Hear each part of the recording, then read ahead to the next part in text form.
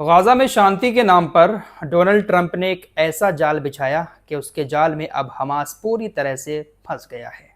Hamas को समझ ही नहीं आ रहा है कि इधर जाया जाए या फिर इधर जाया जाए।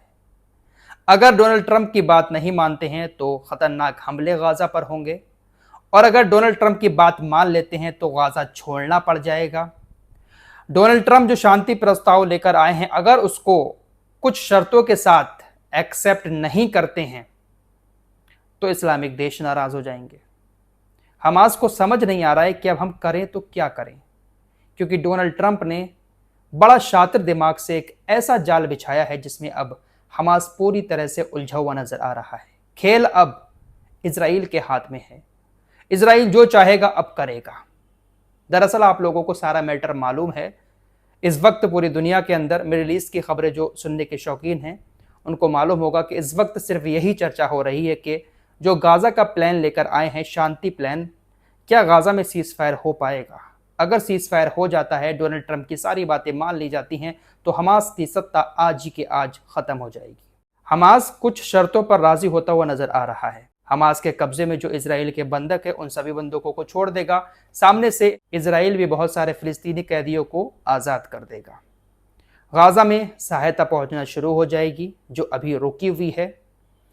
गाजा का पुनर्निर्माण भी शुरू हो जाएगा। गाजा को फिर से बसाने की कोशिशें की जाएंगी। इन तमाम चीजों पर हमास राजी है, लेकिन बेंजामिन नेतन्याहू लगातार ये बात कह रहा है कि डोनाल्ड ट्रंप जो गाजा का शांति प्लान लेकर आए हैं, जिसके मुताबिक सारे बंधक हमारे छूट जाएंगे, इसके बावजूद भी हमारी सेना पूरी तरह से गाजा से नहीं हटेगी। हमारी सेना हमास के हथियारों को पूरी तरह से नष्ट करके ही चैन की सांस लेगी। हम हमास का पूरी तरह से सफाया चाहते हैं। यानी बेंजामिन नेतन्याहू सीधी सीधी ये बात कह रहा है कि जो समझौता हो रहा है, बंधक छूट भी जाएंगे लेकिन इसके बावजूद भी हमारी सेना वापस नहीं आएगी। जबकि डोनाल्ड ट्रंप बाकायदा एक मैप दिखा रहे हैं कि जब बंधक छोड़े जाएंगे तो ब्लू लाइन से येलो लाइन पर पहुंच जाएगी इजराइल की सेना। उसके बाद जब पूरी तरह से सारे नियम लागू हो जाएंगे तो उसके बाद येलो लाइन से रेड लाइन पर आ जाएगी। जो गाजा से बाहर बफर जोन बनाया है वहां पर इजराइल की सेना आकर तैनात हो जाएगी। एक तरफ डोनाल्ड ट्रंप गाजा का नया मैप दिखाकर इस तरह की बातें कर रहे हैं, वहीं दूसरी तरफ बेंजामिन नेतन्याहू का कहना है कि हम गाजा से जब तक पूरी तरह से हमास का सफाया नहीं कर देते, हमारी सेना पूरी तरह से गाजा नहीं छोड़ेगी। जैसा कि मैं आप लोगों को बता चुका हूं कि डोनाल्ड ट्रंप जो शांति प्रस्ताव लेकर आए हैं, जो शांति प्लान है, उसमें 20 पॉइंट हैं, 20 शर्तें उसको कह सकते हैं। पहली शर्त इसमें यही है कि बंधकों को छोड़ा जाएगा, उधर से फिलिस्तीनी कैदियों को आजाद करेगा इजराइल। बेंजामिन नेतन्याहू ने साफ कह दिया है कि इस पूरे गाजा प्लान में जो पहला पॉइंट है, जिस पॉइंट में यह लिखा गया है कि हमास इजराइल के सारे बंधकों को आजाद करेगा, चाहे वो मरे हुए हों चाहे वो जिंदा हों। जब तक हमास इस पूरे प्लान के पहले पॉइंट को पूरा नहीं कर लेता है, तब तक हम जो और 20 पॉइंट हैं उस पर आगे नहीं बढ़ेंगे। जरा इनका दिमाग तो देखिएगा। जो 20 शर्तें रखी हैं, इन्होंने सबसे पहला पॉइंट ही यही रखा है कि सारे बंधकों को छोड़ा जाए। यह भी तो रख सकते थे पहला पॉइंट कि इजराइल अपनी सेना को वापस ले ले। दूसरा तीसरा पॉइंट ये होगा कि हमास बंधकों को छोड़ दे, लेकिन नहीं, पहला पॉइंट रखा है कि बंधक छुड़ाए जाएं। और बंधक भी आधे नहीं, पूरे बंधकों को जब तक हमास पूरी तरह से नहीं छोड़ देता, जो और 20 शर्तें हैं उसको इजराइल नहीं मानेगा। जब सारे बंधक छूट जाएंगे तब इजराइल ने कहा है कि हम आगे बढ़ेंगे और शर्तों का पालन करेंगे।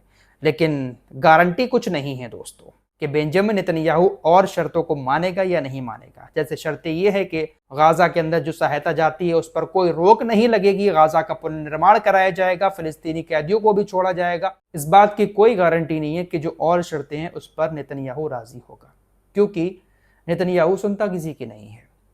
जहां एक तरफ लगातार डोनाल्ड ट्रंप की तरफ से इस शांति प्लान को लेकर बातें की जा रही हैं और यह कहा जा रहा है डोनाल्ड ट्रंप की तरफ से कि मैंने नेतन्याहू से कह दिया है, इजराइल से कह दिया है कि तुरंत अपने हमले बंद कर दो, लेकिन इसके बावजूद भी पिछले 24 घंटे की खबर है, हमास ने भी बताया है और अल जजीरा की रिपोर्ट भी है, 24 घंटे में 93 जगहों पर हमले किए, जिसमें 70 लोगों की मौत हुई है गाजा फिलिस्तीन के अंदर। ये हमले उस माहौल में हुए हैं जहां पर शांति कायम करने की बातें की जा रही हैं, जहां पर डोनाल्ड ट्रंप डंके की चोट पर कह रहे हैं कि मैंने इजराइल से कह दिया है कि हमले बंद कर दो, उस दौरान ये हमले किए जा रहे हैं। तो जरा सोचिएगा कि जब शांति की बातें नहीं होती होंगी, जब जंग का माहौल होता होगा, तो उस वक्त कैसे कैसे हमले किए जाते होंगे। अब पूरी तरह से खेल इन्हीं लोगों के हाथ में पहुंच चुका है। अगर हमास रिजेक्ट कर देता है तो इस्लामिक देशों के साथ साथ जो और देश इसका समर्थन कर रहे हैं इस शांति प्लान का, वो हमास से नाराज हो जाएंगे। गाजा में जो सब कुछ हो रहा है, जो अभी तक निंदा की जा रही थी कुछ देशों की तरफ से, शायद वो निंदा भी बंद हो जाएगी फिर, क्योंकि तमाम देशों ने, इस्लामिक देशों ने इस गाजा प्लान का स्वागत किया है, अच्छा माना है। और अगर हमास पूरी तरह से सारी शर्तें मान लेता है तो हथियार छोड़कर गाजा छोड़ना पड़ेगा। जो इस वक्त शासन है गाजा के अंदर, उस शासन को भी छोड़ना पड़ेगा। नेतन्याहू ने यही बात साफ कही है कि गाजा में हमास का किसी तरह का कोई शासन नहीं होगा। बहुत ज्यादा कशमकश इस वक्त मिडिल ईस्ट के अंदर गाजा और इजराइल को लेकर चल रही है। देखते हैं कि भाई कल तक क्या रहता है।